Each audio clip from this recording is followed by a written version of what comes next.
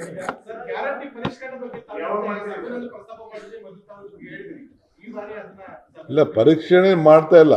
ಕೆಲವರು ಏನಾಗಿದೆ ಈ ಫೋನ್ ನಂಬರು ಡೀಟೇಲು ಕೆಲವರೆಲ್ಲ ಕಮರ್ಷಿಯಲ್ ಮಾಡಿಕೊಂಡು 200 ಯೂನಿಟ್ ಅಂತ ರೆಸಿಡೆಂಟ್ ತೊಗೊಂಡು ಕಮರ್ಷಿಯಲ್ ಮಾಡ್ತಾವೆ ಅಂಗಡಿಗಳು ಅವು ಇವೆಲ್ಲ. ಅವೆಲ್ಲ ಸುಮಾರು ಅರ್ಜಿಗಳೆಲ್ಲ ಬಂದ್ಬಿಟ್ಟಿದೆ ಬೇರೆಯವರೆಲ್ಲ. 1,60,60,00,000 ಅಷ್ಟು ಜನ 200 ಯೂನಿಟ್ ತೊಗೊಳ್ತಾ ಇದ್ದಾರೆ. ಯಾರು ಎಲಿಜಿಬಿಲಿಟಿ ಇದ್ದಾರೆ, ಯಾರು ಪಾಪ ಮನೆ ವಾಸ ಮಾಡ್ತಾರೆ ಅವ್ರು ತೊಗೊಳ್ಳಿ, ಏನು ತೊಂದರೆ ಇಲ್ಲ. ಬಟ್ ಯಾರು ತೊಗೋತಾ ಇದ್ದಾರೆ ಅಂತ ಅವ್ರು ನಮಗೆ ಡೀಟೇಲ್ ಬೇಕಲ್ಲ.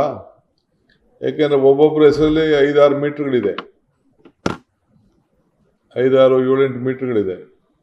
ಯಾರು ಬಾಡಿಗೆ ಮನೆ ಇರ್ತಾರೋ, ಹೊರಗಡೆ ರಾಜ್ಯವನೋ, ಏನು ಕತೆನೋ, ಏನು ಎತ್ತ, ಅವ್ನು ನಮ್ಮ ರಾಜ್ಯವನೋ ಇಲ್ವೋ, ಇವೆಲ್ಲ ಕೂಡ ಬೇಕಲ್ಲ ಮಾಹಿತಿ ಸರ್ಕಾರಕ್ಕೆ. ಸೊ ಆ ಮಾಹಿತಿಯನ್ನು ನಾವೆಲ್ಲ ಪಡ್ಕೊಳ್ತಾ ಇದ್ದೀವಿ. ಅವ್ನ ಫೋನ್ ನಂಬರ್ ಏನು, ಅವ್ನು ಕರೆಕ್ಟಾಗಿ ಉಪಯೋಗ ಆಗ್ತಾ ಇದೆಯಾ, ಅವ್ನು ಯಾರೋ ಬಾಡಿಗೆ ಕೊಟ್ಟವನ, ಏನು ಎತ್ತ ಅಂತ ಬೇಕು. ಆಮೇಲೆ ಕೆಲವರು ಈಗ 120 ಕೋಟಿ ರೂಪಾಯಿ ಈಗ ನಮಗೆ ಇದಾಯಿತು ಎಲ್ಲ. ಕೆಲವರೆಲ್ಲ ಸತ್ತವರೆಲ್ಲ ಕೆಲವರು ಡ್ರಾ ಮಾಡ್ಕೊಬಿಟ್ಟಿದ್ದಾರೆ ಮನೆಯವರು. ಸೊ ಅದಕ್ಕೆ ಚೆಕ್ ಇರಬೇಕಲ್ಲ, ಯಾರ ರೆಸ್ಪಾನ್ಸಿಬಿಲಿಟಿ, ಯಾರು ಸತ್ತು ಅಂದ ತಕ್ಷಣ, ಯಾರ ಊರಲ್ಲಿ ಸತ್ತರು ಅಂದ ತಕ್ಷಣ, ಯಾರ ವಿಲೇಜ್ ಅಕೌಂಟೆಂಟು, ಅವ್ನು ರೆವಿನ್ಯೂ ಇನ್ಸ್ಪೆಕ್ಟ್ರೋ, ಇಲ್ಲಾಂದರೆ PDOನೋ, ಇಂಥವ್ರು ಸತ್ತಿದ್ದಾರೆ, ಇಂಥವ್ರು ಮಾಡಿದ್ದಾರೆ ಅಂತ ಮಾಹಿತಿ ಎಲ್ಲ ಕೊಡಬೇಕಲ್ಲ. ಅವ್ರ ಕುಟುಂಬದವ್ರು ಕೊಡಬೇಕಲ್ಲ, ಅವ್ರಿಗೂ ಭಯ ಇರಬೇಕಲ್ಲ. ಡ್ರಾ ಮಾಡೋದು ಇವೆಲ್ಲ ಕೂಡ ಮಾಡಬಾರ್ದಲ್ಲ. ಸರ್ ಗ್ಯಾರಂಟಿ ಪರಿಷ್ಕರಣೆ ಬಗ್ಗೆ ಸಭೆಯಲ್ಲಿ ಪ್ರಸ್ತಾಪ ಮಾಡಿದ್ರೆ ಮೊದಲು ತಾವು ಹೇಳಿದ್ರಿ ಈ ಬಾರಿ ಅದನ್ನ ಇಲ್ಲ ಪರೀಕ್ಷಣೆ ಮಾಡ್ತಾ ಇಲ್ಲ.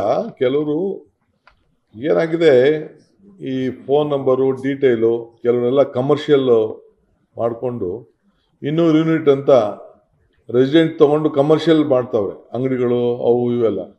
ಅವೆಲ್ಲ ಸುಮಾರು ಅರ್ಜಿಗಳೆಲ್ಲ ಬಂದ್ಬಿಟ್ಟಿದೆ ಬೇರೆಯವರೆಲ್ಲ. 1,60,60,00,000 ಅಷ್ಟು ಜನ 200 ಯೂನಿಟ್ ತೊಗೊಳ್ತಾ ಇದ್ದಾರೆ. ಯಾರು ಎಲಿಜಿಬಿಲಿಟಿ ಇದ್ದಾರೆ, ಯಾರು ಪಾಪ ಮನೆ ವಾಸ ಮಾಡ್ತಾರೆ ಅವ್ರು ತೊಗೊಳ್ಳಿ, ಏನು ತೊಂದರೆ ಇಲ್ಲ. ಬಟ್ ಯಾರು ತೊಗೋತಾ ಇದ್ದಾರೆ ಅಂತ ಅವ್ರು ನಮಗೆ ಡೀಟೇಲ್ ಬೇಕಲ್ಲ. ಯಾಕೆಂದರೆ ಒಬ್ಬೊಬ್ಬರ ಹೆಸರಲ್ಲಿ 5-6 ಮೀಟ್ರ್ಗಳಿದೆ, 5-6-7-8 ಮೀಟ್ರ್ಗಳಿದೆ. ಯಾರು ಬಾಡಿಗೆ ಮನೆ ಇರ್ತಾರೋ, ಹೊರಗಡೆ ರಾಜ್ಯವನೋ, ಏನು ಕತೆನೋ, ಏನು ಎತ್ತ, ಅವ್ನು ನಮ್ಮ ರಾಜ್ಯವನೋ ಇಲ್ವೋ, ಇವೆಲ್ಲ ಕೂಡ ಬೇಕಲ್ಲ ಮಾಹಿತಿ ಸರ್ಕಾರಕ್ಕೆ. ಸೊ ಆ ಮಾಹಿತಿಯನ್ನು ನಾವೆಲ್ಲ ಪಡ್ಕೊಳ್ತಾ ಇದ್ದೀವಿ.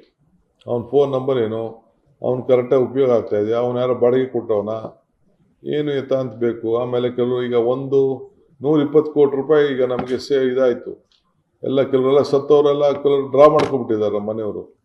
ಸೊ ಅದಕ್ಕೆ ಚೆಕ್ ಇರಬೇಕಲ್ಲ, ಯಾರ ರೆಸ್ಪಾನ್ಸಿಬಿಲಿಟಿ, ಯಾರು ಸತ್ತು ಅಂದ ತಕ್ಷಣ, ಯಾರ ಊರಲ್ಲಿ ಸತ್ತರು ಅಂದ ತಕ್ಷಣ, ಯಾರ ವಿಲೇಜ್ ಅಕೌಂಟೆಂಟು, ಅವ್ನು ರೆವಿನ್ಯೂ ಇನ್ಸ್ಪೆಕ್ಟ್ರೋ, ಇಲ್ಲಾಂದರೆ PDOನೋ, ಇಂಥವ್ರು ಸತ್ತಿದ್ದಾರೆ, ಇಂಥವ್ರು ಮಾಡಿದ್ದಾರೆ ಅಂತ ಮಾಹಿತಿ ಎಲ್ಲ ಕೊಡಬೇಕಲ್ಲ. ಅವ್ರ ಕುಟುಂಬದವ್ರು ಕೊಡಬೇಕಲ್ಲ, ಅವ್ರಿಗೂ ಭಯ ಇರಬೇಕಲ್ಲ. ಡ್ರಾ ಮಾಡೋದು ಇವೆಲ್ಲ ಕೂಡ ಮಾಡಬಾರ್ದಲ್ಲ.